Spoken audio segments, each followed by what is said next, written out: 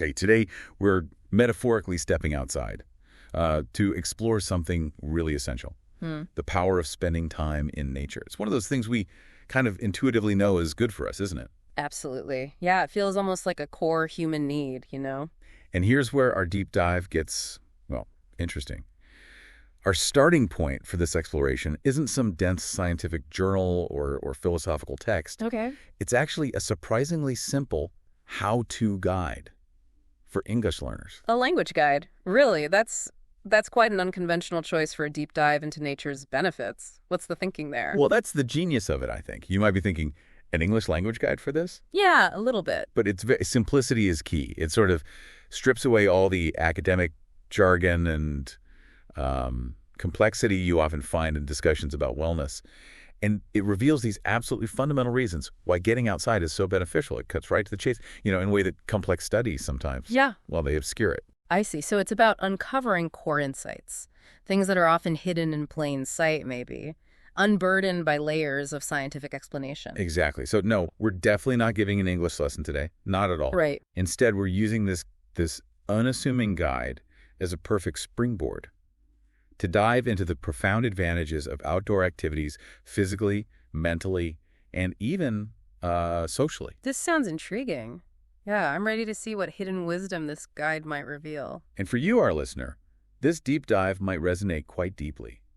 Perhaps you're looking for that extra push to finally step away from your screen and, get into the fresh air. Or maybe you already love the outdoors. Right, maybe you cherish your time outdoors and want some new ways to articulate exactly why it feels so good. Or maybe you're just curious about the science and psychology behind that sense of calm we find in nature. Well, whatever your reason, this guide offers a pretty unexpected path to understanding.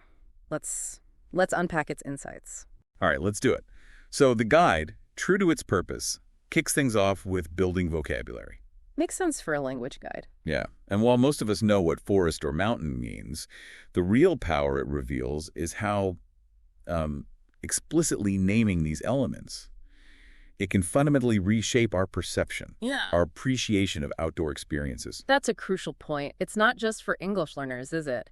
Having the precise words lets everyone truly understand, describe, and therefore internalize their experiences more deeply.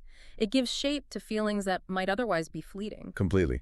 And then you can actually communicate those richer experiences to other people, right? Exactly. Now, the guide neatly categorizes the types of activities we can engage in. Yes, it lists practical examples: hiking, camping, jogging, cycling, gardening, swimming, picnicking. It's a solid mix. It covers a pretty broad spectrum, doesn't it? Yeah. And even just hearing those words, you can almost sense the different ways they impact us. That's what's really interesting here. What looks like a simple list of activities, it implicitly maps onto core human needs. Hiking, for instance. That's about physical challenge, endurance. Right. Camping is a clear call to unplugging, getting away from the digital noise. Right, and jogging is straightforward cardio, getting your heart rate up. Yeah. But cycling has that incredible element of exploration, doesn't it? Seeing new places. Yeah, on your own terms. And then there's gardening, which might seem very low-key, but it offers this unique hands-on connection to the earth, a chance to really unwind and get grounded. Each activity taps into a slightly different aspect of our well-being. So from there, the guide moves into the broad benefits, and it notes how interconnected they are. It highlights physical health, things like increased strength, better fitness, that noticeable burst of energy. Yeah. I definitely feel that after a good walk. Oh, yeah. And just as important, especially today, is the mental health aspect. That profound sense of peace, calmness, happiness we often find outdoors, the significant stress relief, the reduction in anxiety, and that comforting feeling of being grounded. Oh, the grounding is huge. Yeah. And we can't overlook the social dimension either. It's not always about solitude, is it? Not at all. It mentions building friendships, fostering teamwork, strengthening existing bonds like the camaraderie you build on a team hike or a family camping trip. Yes, exactly. And finally, that incredible feeling of rejuvenation, feeling recharged, more lively, refreshed, like you can take on the world again. And you touched on something vital earlier, the interconnectedness. The specific activity you choose directly influences the precise benefits you experience and how you feel afterward. It's a dynamic relationship, not static. It really is. Yeah. Okay, so beyond activities and benefits, the guide then gives us a list of nature words. Like forest, mountain, lake, beach. Sunlight, fresh air, these are the descriptors, right? The words that bring the outdoor setting to life, letting us vividly describe our experiences. Right, the sensory language. And of course, it lists emotions and feelings too. Those good vibes. Relaxed, excited, refreshed, happy. The kind of common emotional payoffs of being outside. But here's where the guide offers a really practical insight. It includes this practice tip right near the beginning.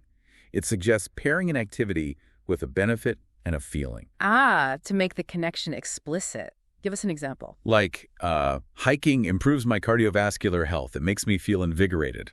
That's powerful in its simplicity, actually. It forces you to articulate the specific outcome, and the emotional response makes the benefits tangible. It's a great way for you, our listener, to become more mindful of your own outdoor experiences. Instead of just, I went for a walk, it becomes something like, my walk through the park cleared my head and made me feel peaceful. Exactly. It crystallizes the value. Okay, so we've got this foundation of vocabulary. Where does the guide take us next? Well, beyond the words themselves, the guide cleverly shows us how to string them together meaningfully. It moves into mastering key sentence structures. Okay. And while subject-verb-objects might sound like a, flashback to school, the insight here is how mastering even these basic building blocks empowers you to articulate the profound why behind your connection to nature. Precisely. It lets you move beyond simple statements to more personal revelations. So the guide progresses from basic sentences like, I enjoy swimming, to connecting an activity to its benefit. Swimming is good exercise. Simple enough. And then, crucially, it adds the why, the reason. I swim because it's refreshing. See, that simple addition transforms a statement of fact into an explanation of personal value. That's so true. And then it shows you how to combine those elements for greater complexity. Like, I love cycling because it keeps me fit. Or maybe gardening helps me feel grounded. You're building these richer descriptions. And these basic structures are just the starting point, right? Once you're comfortable with them, the guide encourages layering on more detail, enriching your language with adjectives and adverbs. The descriptive words that add flavor. So instead of a kind of bland, air makes me feel good, we get fresh air makes me feel good. Much more evocative. Or instead of, I feel better after a run, you could say, I usually feel much better after a brisk run. You're painting a picture. Yeah. And combining them, you get truly vivid descriptions like, the majestic mountains made our hike unforgettable. Or I happily swam in the crystal clear lake. I can almost feel the water. Right. The guide also emphasizes using connecting words like because, since, or as to really state the reasons, to establish that clear cause and effect. This is critical, yeah. It's about explaining the outcome and the impact. I go camping because it helps me disconnect from technology. They give so much more depth than just, I like camping. Agreed. Or, since walking is easy on my joints, I do it every day, and as nature is inherently calming, I feel more relaxed outdoors. These tools empower you, the listener, to explain personally why these activities matter to you, beyond just saying, yeah, I like being outside. It lets you articulate the specific transformation, the change it makes. Okay, so we've covered the linguistic tools, the vocabulary, the sentence structures. Now, having laid that groundwork, the guide pivots to the so what? The tangible benefits in more detail. Let's start with physical health. Right, a foundational benefit. The guide provides practical phrases like, it boosts my stamina, or it helps me maintain a healthy weight, and it strengthens my core muscles. All very concrete benefits, things you can feel. And it backs these up with clear examples. When I go for a long hike, I build cardiovascular endurance and burn a significant number of calories. Makes sense. Yep, or cycling regularly not only improves my leg strength, but also contributes to a healthier heart. So for you, our listener, these examples really highlight how getting outside is a fun, effective way to meet health and fitness goals. It's not all about the gym, right? No, not at all. It's about exploring trails, feeling the sun, getting active in a way that's often more enjoyable. Exactly. Okay, next up, mental health, which is absolutely crucial in our, increasingly busy and screen-dominated lives. Couldn't agree more.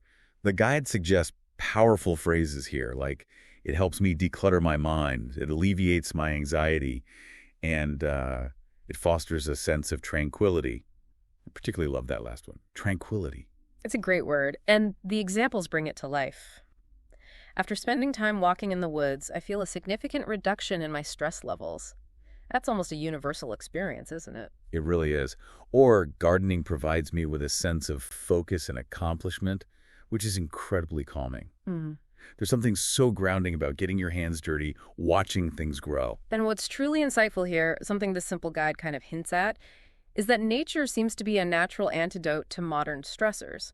When we're stressed, our bodies pump out cortisol, the stress hormone. Right. Well, studies actually show that even short periods outdoors can measurably drop those cortisol levels. It literally shifts your body from a fight or flight state to one of rest and digest. It's a fundamental biological reset. Wow, so it's not just a feeling. It's a measurable physiological shift. Yeah. That's profound, actually. Okay, let's talk about the social benefits next. All right, the guide gives us phrases like, it's a fantastic way to connect with others, I've met some wonderful people through outdoor clubs, and it deepens the bonds I have with my friends. All about strengthening those connections, yeah. The examples are compelling, too. Going camping with a group of friends creates lasting memories and strengthens our relationship. I mean, many of my favorite memories are from group camping trips. Mine too, definitely. Or playing team sports outdoors like soccer helps me build camaraderie and connect with others who share my interests. It highlights how outdoor activities create this unique social fabric, whether it's, the mutual support during a challenging hike or just the simple joy of sharing a picnic. It's those shared moments that foster genuine bonds.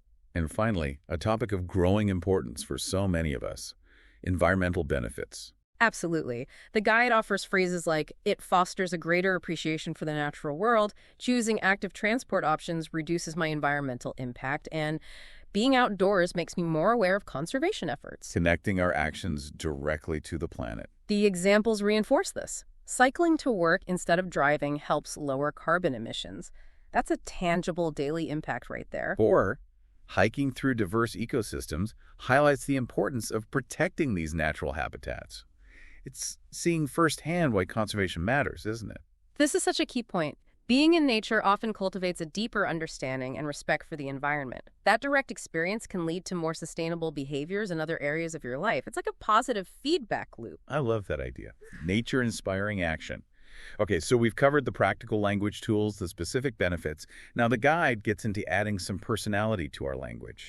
Yes. This is where language truly comes alive. We're talking about idioms and phrasal verbs, these concise bundles of meaning that add flavor and informality. Exactly. They make you sound much more natural, more fluent. Let's unpack some of the guide's examples. For idioms, we have blow off steam. Meaning to release pent-up energy or stress. Right. After a demanding day at work, I often go for a jog to blow off steam. Very relatable. Then there's in the fresh air. Simply means outdoors.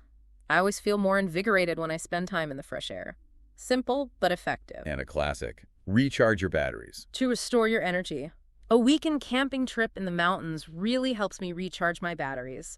These idioms are just shortcuts to common experiences, really. And phrasal verbs are just as valuable. What does the guide highlight there? We have workout, meaning exercise. I try to work out by cycling several times a week. Pretty standard. Then wind down, meaning to relax. Gardening in the evening helps me wind down before bed. I like that one. And catch up, meaning to spend time and converse with someone. We often catch up with friends over a picnic in the park. These phrasal verbs are so ingrained in everyday English. They really are. Incorporating them into your vocabulary can significantly enhance your fluency. It's like adding those finishing touches to your linguistic toolkit. It just makes your language sound more natural, more like a conversation with a friend. Speaking of conversations, the guide actually gets into the practical side of navigating discussions about the outdoors with confidence. All right. It's not just about knowing the words, but knowing how to use them effectively in, real interactions. It's about developing those crucial conversational skills. And the guide wisely breaks it down into starting, maintaining, and gracefully ending discussions. For starting, it suggests open-ended questions like, do you enjoy spending time outdoors? Yeah. Simple but effective, gets the ball rolling. Or sharing your own opinion first. I find hiking to be incredibly rewarding, and then inviting others to share. What are some of your favorite outdoor activities? These are all gentle invitations to talk, aren't they? Definitely. And for keeping the conversation going, the guide emphasizes active listening, adding your own details, asking follow-up questions. It's about engagement, not just passive listening. Right, like agreeing. I totally agree. Being close to nature is so calming. Okay. Or adding a related detail. And I find it's also a great way to discover local wildlife. And crucially, asking that follow-up, have you explored any new trails recently? You're showing genuine interest and keeping that conversational ball in play. It's truly like a tennis match, isn't it? Where you're hitting the ball back and forth, building on each other's points. And let's not forget the art of ending a conversation gracefully.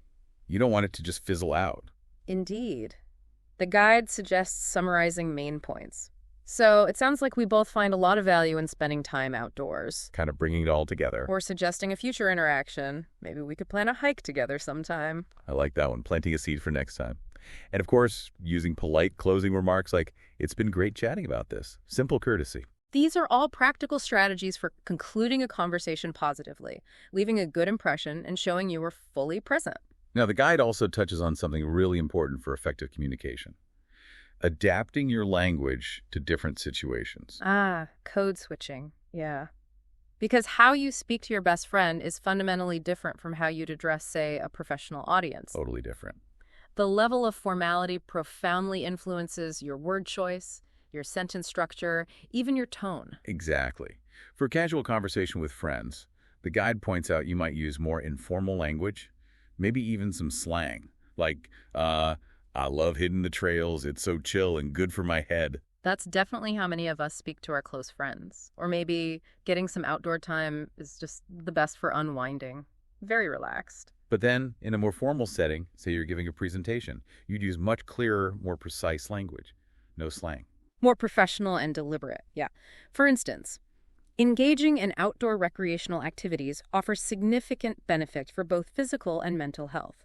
The tone shifts, the sentences become more structured. And when it comes to writing, like an essay, the guide suggests using connecting words and phrases for flow. Firstly, furthermore, moreover, for instance. And you'd provide much more detailed explanations, maybe evidence. Like, studies have indicated that exposure to natural light can positively influence our circadian rhythms. It's about being academic and evidence-based. Understanding these different registers of language is just crucial for effective communication. It's about knowing your audience and tailoring your language appropriately. It's like being a linguistic chameleon, isn't it? Adapting. Okay, the guide also addresses some common challenges anyone might face, not just language learners. Oh yes, the practical hurdles. One common challenge is simply forgetting a word. Happens to the best of us. And the guide wisely suggests using more general terms as a fallback. So if you can't remember hiking, you could say that activity, Yeah. Where you walk in the forest for enjoyment. Right, you're still getting the meaning across, even if it's not the perfect vocabulary. Another potential hurdle is pronunciation. Yeah, some words can be tricky. The guide specifically mentions hiking and relaxed as words some people might struggle with. And it recommends listening to native speakers to get the pronunciation right. Yeah. A pretty fundamental tip. And then importantly, there's the issue of confidence. The guide encourages starting small, perhaps by simply talking to yourself about your outdoor experiences first. Practice in a low-stakes environment, right? And just remember that making mistakes is a natural part of the learning process. Even native speakers mispronounce words or stumble sometimes. It happens. Absolutely. The key is to keep practicing and not let the fear of imperfection hold you back. And finally, the guide delves into some fascinating cultural nuances. It points out that different English-speaking cultures might value or talk about outdoor activity differently. That's a brilliant insight. It notes that in some cultures, there might be a strong emphasis on physical achievement. We conquered that mountain. Very goal-oriented, yeah. But then in others, the focus might be more on the peaceful, restorative aspects. A gentle stroll in the countryside can be quite therapeutic. Being aware of these potential differences is key to truly connecting with people from diverse backgrounds. It's all about understanding and respect, really. And the guide wisely cautions against making generalizations. Just because you love something doesn't mean everyone else does. Exactly. So instead of assuming everyone loves the beach, it's far better to ask open questions like, do you enjoy spending time by the sea? It's more inclusive and shows respect for individual preferences. These cultural insights really highlight how deeply language and culture are intertwined. You really can't separate them. And understanding those nuances makes your communication more effective and sensitive, especially across cultural boundaries. It acts like a bridge, in a way. So to wrap up our deep dive today, it's time to metaphorically come back inside. Yeah. We started with this seemingly simple English language guide, which at first seemed maybe a little unexpected. Yeah. But it provided us with a truly comprehensive look at the multifaceted benefits of being outdoors for our bodies, our minds, and our social lives. It truly did. And as the guide so effectively highlights, having the vocabulary and the confidence to talk about those benefits, it not only enriches your own experiences, allowing you to really appreciate them more. You can internalize them more deeply that way. Exactly. Yeah. But it also empowers you to connect with other people who share that passion, helping you to find your tribe, so to speak. So for you, our listener, we'll leave you with this thought to mull over. How can you weave even small moments of outdoor time into your daily routine? And what positive effects could even those small shifts have on your life? It really makes you think about the cumulative power, doesn't it? It does. And maybe, just maybe, inspired by our conversation today, you might reach out to someone and just start a conversation about your favorite way to experience nature. Sharing that passion could spark something really wonderful. Thank you for joining us on this deep dive. It's been a real pleasure exploring this with you. A way to directly tackle that filter. Yeah. Saying things like, every word I learn is a step forward, or I enjoy the process of learning English, or even, I believe in my ability to succeed. I am building a bridge to a new culture. That's a powerful one, too. Yeah. These aren't just, like, happy thoughts. They're sending direct messages to your brain, actively rewiring it, helping you build that confidence from the inside out. The key seems to be not just saying them, but really trying to embody them, believing them. Right. So, okay, we've built this foundation, private practice with shadowing, working on rhythm, and crucially cultivating this positive mindset. But here's the big question, the one that, well, it probably haunts a lot of learners. The bridge. Yeah. How do you actually carry that confidence and that positive feeling outside your practice space into real life? Because let's be honest, that performance gap is real. That feeling where all the English you practice just vanishes when you're actually talking to someone. It really does. And that's exactly where our notes introduce the idea of needing the right equipment to cross that bridge, from practice to, actual application. Yeah. And the first absolutely vital piece of equipment is your mindset before you even start a conversation. The argument is you need to change your internal mission radically. So instead of that goal that cripples so many people, perform perfectly, don't make mistakes, impress the other person. Which is impossible, right? Totally impossible. Instead, the source pushes for something much more freeing, connection, not perfection. Think about it. A conversation is successful if you exchange an idea or information, or even just a feeling. Even you say, like, where is train station? Missing the. Did the other person understand? Yes. Then connection happened. Success. That's a huge shift. And to really embed that, you're encouraged to adopt what's called a scientist's mindset, viewing every single conversation not as a test you can pass or fail, but as an experiment. You're just gathering data. Interesting data. Right. A failed result isn't failure. It's just interesting data for your next experiment, next conversation. It takes so much pressure off. It really does. Okay, so you've got this new mission, connection over perfection. You're a scientist. Where do you actually go to run these experiments? To practice, the source lays out this really practical ladder of options, finding what it calls shallow pools for English conversation, places where you can start safe, low stakes, and then gradually dial up the challenge when you feel ready. So level 1 on this ladder is called the digital sandbox. This is all asynchronous practice, no real-time pressure. We're talking simple steps, like maybe writing a short comment in English on a YouTube video you watched, or joining an online forum like the English Learning subreddit mentioned, and just participating a little, getting comfortable producing English somewhere safe. And a really powerful tool here is using voice notes on apps like Tandem or WhatsApp or whatever you use. This is gold because you're using your speaking muscles, practicing rhythm and intonation. But crucially, you can re-record it before you hit send. Okay. Take the pressure off. Exactly. It's like the perfect bridge between silent practice and live speaking. You get comfortable with your own voice first. Makes sense. Okay, climbing the ladder, level 2 is the rehearsal room. This is about guided, structured live practice. This is where things like language exchange partners come in, using apps like Tandem or HelloTalk. And the advice here is smart. Set expectations clearly. Maybe say, hey, can we just do a short 5-minute call? Mistakes are totally okay. Lowers the stakes for both people. Right. And maybe prepare a little starter pack of easy questions. Keep those first calls short, like 5 or 10 minutes. You want it to feel good, so you'll do it again. Absolutely. Yeah. And other options here, which are more like investments but can really pay off, are online tutors. Places like italki or Cambly. Or even finding local conversation clubs if they exist where you are. These are fantastic because they're designed to be supportive. Everyone's there to learn. Good point. Okay, finally, level 3, the real world. This is the main event, right? And the advice is to start small here, too. Begin with short transactional interactions, things that are pretty predictable. The classic example given is the coffee shop scenario. Ordering a coffee. The script is usually quite simple, quite direct. Yeah, you know what to expect. The focus is... And these kinds of asking for something simple scenarios, asking for milk in a shop, buying a ticket, they seem small, but they're foundational. Sure. Every single time you do one successfully, no matter how basic, it's like adding another brick in your wall of confidence. You're proving to yourself you can do it. I like that. Building the wall brick by brick. Okay, but even with all this prep, the mindset shift, the practice, there will be moments, inevitably, where your mind just goes blank. Oh, yeah. Happens to everyone. Or you just don't understand what someone said. Our deep dive notes say these moments aren't failures, they're cues to use your in-conversation toolkit. Exactly. Tools, not failures. And one set of crucial tools are the buying time phrases. Things like, that's a good question, or let me think about that for a moment. Simple but effective. Very. They signal you're still engaged, you're listening, but crucially, they buy your brain a few precious seconds to process or find the words. Okay, and what about when communication actually breaks down? When you didn't understand? There's the clarity kit. You can just politely say, I'm sorry, I didn't quite catch that. Could you say it again, please? Perfectly normal thing to say.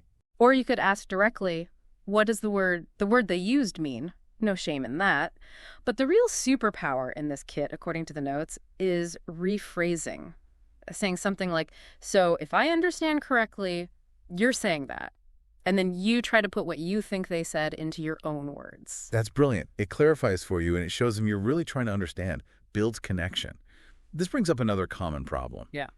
What if the word you need just disappears? Yeah. Your vocabulary fails you for a second. Happens all the time. Right. The word finder strategy suggests, don't just stop talking. Instead, describe the word you can't find. The example uses a glaglet. You know, the little plastic tip on a shoelace? Oh, yeah. Never knew the word. Most people don't. So if you forget it, you just say, the little plastic thing on the end of a shoelace. And the other person will probably know what you mean. Exactly. Or they might even supply the word for you. It's actually an amazing communication skill, not a failure of vocabulary, and it keeps the conversation flowing. Okay, this is all great for during the conversation. But the material also stresses that what happens after is just as important for growth. Maybe even more so. It talks about needing to actively fight our brain's tendency to just zoom in on all the mistakes we made. Yeah, that negativity bias. It's strong. So this is where the win log comes in. Simple but powerful idea. Right after a conversation, any conversation, you write down just one thing that went well. Seriously, just one. Could be tiny. I didn't panic, or I understood the barista, or I used that new phrase. Forces you to see the positive. Precisely. It forces your brain to acknowledge success, however small, and it builds this habit over time of actually seeing your progress, not just the stumbles. Love that. Then there's the curiosity follow-up. This is about capturing any new words or phrases you heard. Like, if someone said it was a bit nippy outside, meaning a little cold. You didn't know nippy. Right. You jot that down in your curiosity journal or wherever you keep new vocab. It connects the real-world conversation directly back to your personal learning system. Helps make it stick. Yeah, bridges that gap again. And finally, to really kind of wrap up each interaction and cement the learning, you finish with your anchor sentence. Yeah, this is something you say out loud. To yourself, it's about self-compassion. Reminding yourself that whatever happened, however it felt, it was just practice. Practice on an exciting journey. Oh. It wasn't some final judgment. Take some pressure off again. It's all practice. Exactly. Yeah. So, look, we've just laid out a pretty comprehensive roadmap here, haven't we? Taking you all the way from that initial private practice through mindset shifts, finding safe places to speak, tools for in the conversation, and even rituals for after. Yeah, it's definitely a lot to take in. We covered a lot of ground. But please don't feel overwhelmed by it all. Remember that key principle we mentioned earlier. Consistent, small steps. That's the one. Maybe just pick one tiny goal for this week. Just one. Maybe it's leaving that one comment on a video, or sending one voice note, or trying the win log after ordering coffee. That alone is a huge win, because what you're doing step by step is building skills, yes, but also building that mindset, building that courage. You're fanning that flame inside you, getting ready for the next stage of your English adventure, and you should feel really good about that effort. Absolutely. And maybe here's a final thought, something for you to just mull over. How could you intentionally weave one of these little micro habits we talked about, like maybe the anchor sentence after a short interaction, or trying to switch your inner monologue to English for just 2 minutes into a totally normal, mundane part of your day? How could you turn, I don't know, washing the dishes or waiting for the bus into a hidden moment of English practice and confidence building? Ooh, I like that. Sneaking in the practice. Well, we are definitely looking forward to our next deep dive. We'll be moving on to day 3 from the source material, and that's where we'll explore how to take this foundation, the rhythm, the confidence, and apply it to something really practical. Storytelling, just narrating simple events or memories in English. So thank you so much for joining us on this deep dive today. Keep fanning that flame, keep practicing, and enjoy your exciting English journey.